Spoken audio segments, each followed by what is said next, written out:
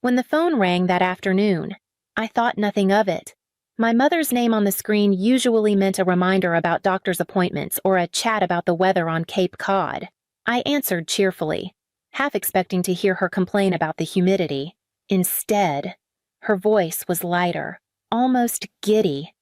"Colin's getting married," she announced, as if she had been holding back the news until it swelled too big to contain. For a moment, warmth bloomed in my chest. My younger brother finally settling down. I pictured a church, a reception hall, maybe even a band. I smiled, ready to ask about the date, the invitations, and where I should send my RSVP. But my mother didn't pause long enough for me to ask. "It's family only," she said briskly, and Seraphine. "You won't be attending." The words landed like cold water. I thought I misheard. "I won't be." "What? It's Colin's decision," she continued. "He wants it small, private, just immediate family." I laughed once, short and sharp. "I am immediate family." She sighed, the way she always did when she thought I was being difficult. "You know what I mean, his kind of family. You'll understand one day." I sat back, stunned into silence. My brother was marrying, and not only was I excluded, my mother was standing guard at the gate, making sure I stayed out. Before I could gather a response, she pressed on, her tone shifting to something almost casual. "Anyway, Colin and Leona would love to use the beach house for their honeymoon. They think it would be the perfect spot to relax. Just send them the keys before next weekend." There, it was the real purpose of the call, not to share joy, not to invite me, but to request access to the one place that had always been mine. My chest tightened. The beach house wasn't just property. It was summers of salt air and sand castles. Long evenings with books by the waves, the only place where I had ever truly felt at home. I forced my voice steady. "I'll think about it," I said, though inside something sharp and unyielding began to form. As the call ended, I sat in the stillness of my kitchen, the hum of the refrigerator the only sound. The exclusion burned, but beneath it, a different fire caught, and that fire would follow me into the memories of what that house truly meant. After the call ended, I found myself staring at the small brass key that hung on a hook near the back door. The key to the beach house. My hand itched to reach for it, but instead I closed my eyes and let the memories flood in. The house had been ours since I was 12. My father bought it after years of saving, a modest clapboard cottage facing the Cape Cod shoreline. It wasn't grand, but to me, it was magic. The salty air, the endless crash of waves, the way the sun dipped orange into the horizon, it was where I learned to breathe freely. Back then, Colin adored it too. He was 9 and always trailing behind me with sandy feet, begging me to build castles or race him to the water. We spent whole summers with scraped knees, sticky ice cream hands, and laughter echoing against the dunes. For a while, the beach house was the one place where we were equals, just a brother and sister. No comparisons, no favoritism. But things changed. My father passed when I was 25, and his will named me sole owner of the house. Colin got other assets, but not the cottage. I knew why Dad trusted me to preserve it, to keep it standing as the family's anchor. Colin never forgave that. Every holiday since, he's hinted, sometimes joking, sometimes not, about how unfair it was. I used to brush it off, telling myself he was just envious, that it would fade, but the resentment only deepened, fed by the way my mother indulged him. To her, Colin was the golden son, full of promise even when his life was built on loans and excuses. Now, years later, that same resentment had taken form. He wasn't just eyeing the house anymore.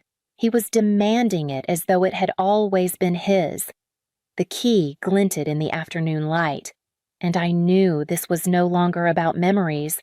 It was about a line being crossed, one I could no longer ignore, and crossing that line would bring Colin's image, the golden sun, into sharper, More dangerous focus. Colin had always known how to charm a room. He could walk in late, unprepared, and still leave with praise while I sat invisible in the corner. As children, he was the mischievous one, the rule-bender, the one my mother defended with a soft laugh and a shake of her head. "That's just Colin," she'd say, as if those 3 words excused everything. It hadn't changed with age. He floated from one failed business venture to another, always borrowing, always promising the next big thing. Each time he stumbled, my mother called it bad luck, while any success of mine was treated as expected. Nothing extraordinary. I stopped waiting for acknowledgement years ago, but being excluded from his wedding drew the line in darker ink. Leona, his bride, fit the picture perfectly. She came from a respectable family name that had thinned along with their bank accounts. I'd met her once at a holiday dinner, graceful, polite, with a smile that didn't quite reach her eyes. She carried herself like someone who had been taught appearances were survival. It wasn't hard to imagine why Colin had chosen her. She made him look successful by proximity, and he offered her the illusion of stability. Their wedding, branded as family only, was never meant to be small. It was curated, a stage where Colin could stand at the center, admired, while I was written out of the script entirely.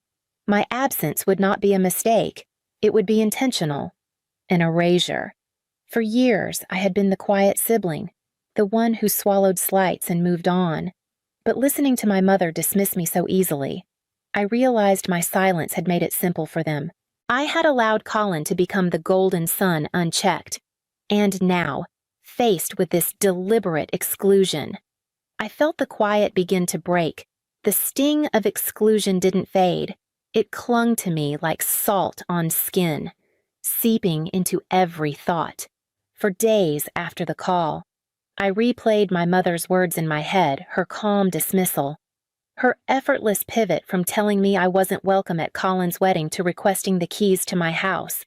The cruelty wasn't even disguised. It was casual, as if I were nothing more than a footnote, useful only for what I owned. At first, I carried the humiliation quietly, like I always had. I moved through my routine's work, errands, evenings spent in silence pretending it didn't matter. But each time I reached for a coffee mug or folded laundry, the bitterness returned. My family's story had always been written with Colin at the center, and I had been expected to play the quiet, agreeable sister. For years, I told myself that staying silent was a form of strength, that it proved I was above their favoritism. But now, it only felt like surrender. That night, I stood in my kitchen staring at the brass key that hung near the back door, the key to the beach house, my father's legacy, the one place in the world that had never asked me to shrink or compromise.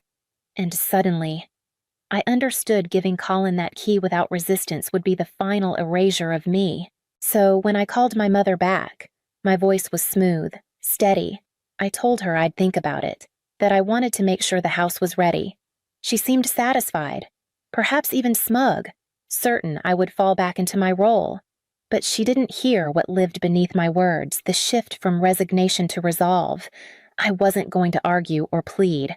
I was done with that. Instead, I would give Colin exactly what he asked for, wrapped neatly in the form of a gift. Only this time, it wouldn't be the key to my house.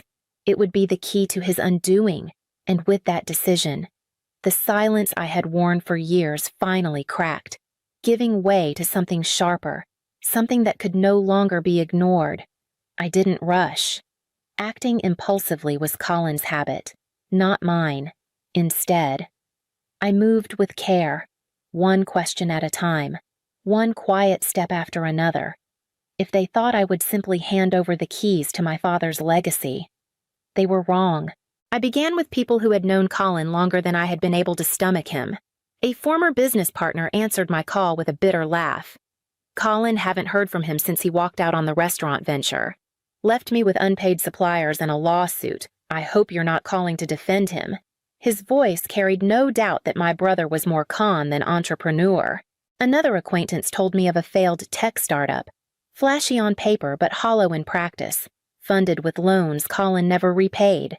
The more I asked, the more the stories aligned charm, promises, and a trail of debt thick enough to choke anyone who got too close.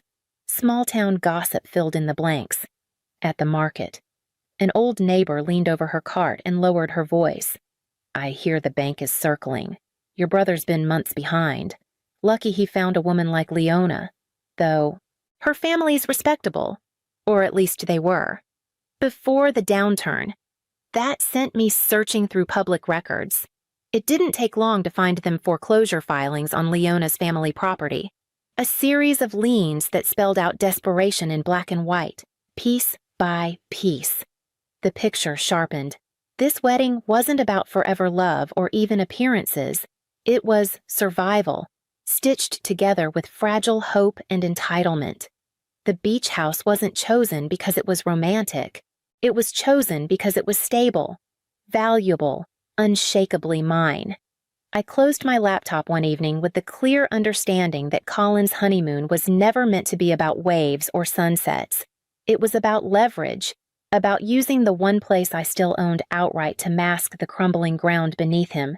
And if he was willing to stake his marriage on that illusion, then it was time I decided what truth I was ready to place in his hands. Once the pieces were laid out before me, the plan almost wrote itself. I wasn't going to shout, accuse, or beg anyone to listen. That had never worked with my family. They preferred Colin's charm to my reason. So instead, I would do what they least expected, hand them the truth as if it were a blessing. I began collecting. Court notices downloaded from public records, letters from creditors left unresolved, old articles from local business journals that chronicled Colin's short-lived ventures and the messes he left behind. Each page confirmed what I already knew: his golden image had been nothing but tinsel draped over rot. But I didn't stop there. I included documents about Leona's family as well. The foreclosures and liens that told a quieter story of desperation. It wasn't to humiliate her, but to complete the picture. This marriage was not a union of love, but of necessity, and I wanted them both to see it drawn out in ink that couldn't be erased. I slipped everything into a leather-bound portfolio, the kind professionals use for presentations. It felt appropriate. Colin had always loved to perform as if he were important, as if the world bent to his promises. Let him flip through a performance of his own making. On the outside, I took care with every detail. Silver wrapping paper, smooth and flawless, a wide white bow, tied perfectly at the center, the kind of package that belonged at the front of a gift table. Admired before it was opened, I placed a card on top, my handwriting steady. To Colin and Leona, with love, may this gift serve you well in building a future together. When I finished, I set the box in the middle of my dining table and stared at it. It looked harmless, almost elegant, but I knew what it contained. Not vengeance, not spite, just truth. Layered and undeniable, and soon enough, truth would arrive at their doorstep, waiting to be unwrapped. It didn't take long. 2 days after I left the package at Colin's apartment, my phone lit up with his name. I let it ring once before answering, steadying my breath. "What the hell is wrong with you?" His voice was already at a pitch, sharp enough to rattle through the line.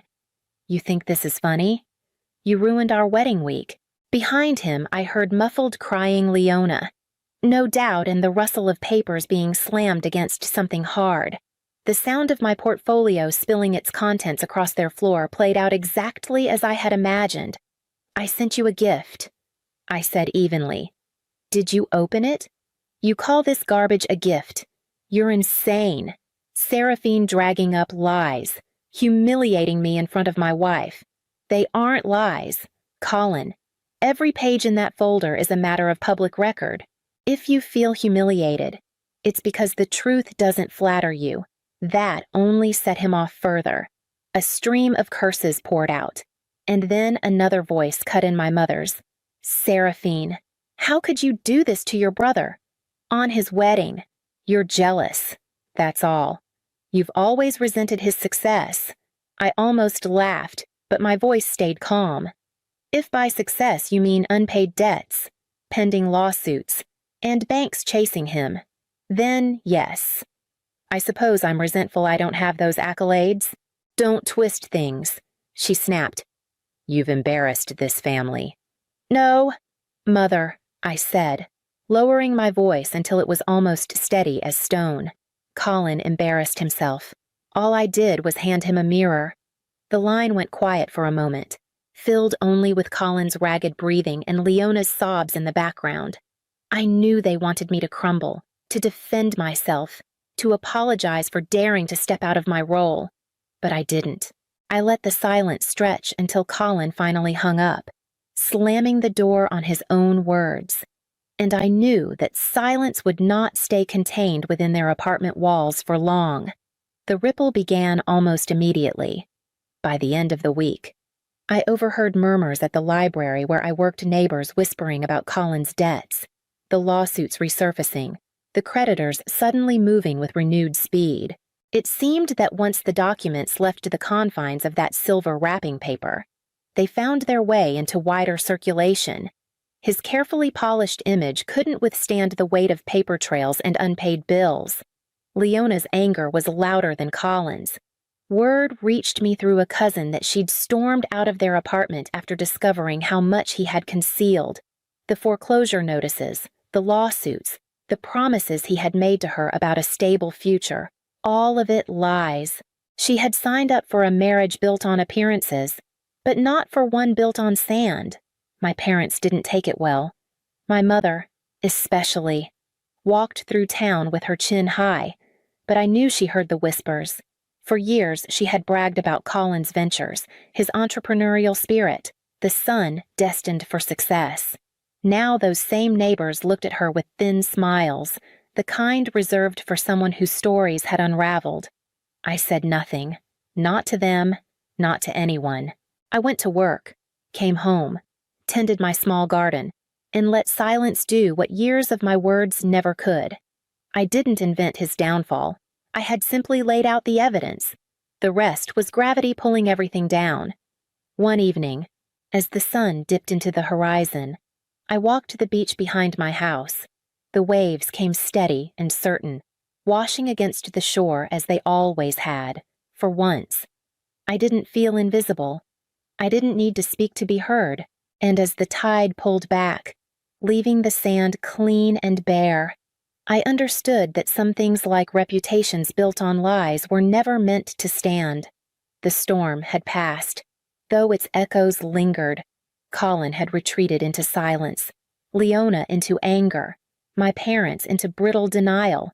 No calls came, no apologies, only the faint hum of gossip threading through town. For once, I felt no urge to correct the record or explain myself. The truth had already spoken louder than I ever could. One evening, I slipped off my shoes and stepped into the cool sand behind the beach house. The tide had just begun to rise, curling over the shoreline in long, patient strokes. Each step pressed my feet deeper into the earth, anchoring me to a place that had carried me through childhood, grief, and now this reckoning.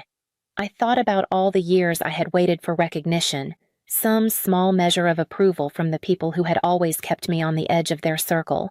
That hunger had shaped me, worn me down, convinced me that silence was strength. But now, standing barefoot at the edge of the water, I realized I didn't need their permission to belong. The beach house was more than weathered wood and glass windows. It was my father's last gift. A sanctuary of summers filled with salt air and laughter, and proof that I could survive the weight of exclusion. They could try to take the keys, diminish my worth, erase me from their milestones, but they could not strip away the ground beneath my feet. I lifted my face to the wind and felt something steady settle inside me. I may never be fully accepted by my family, but acceptance was no longer my currency. Respect was, and respect, I finally understood, was not something they could grant, it was something I claimed. Blood makes you related, but respect makes you family. And as I turned back toward the glow of the house, I knew that I had reclaimed what was always mine.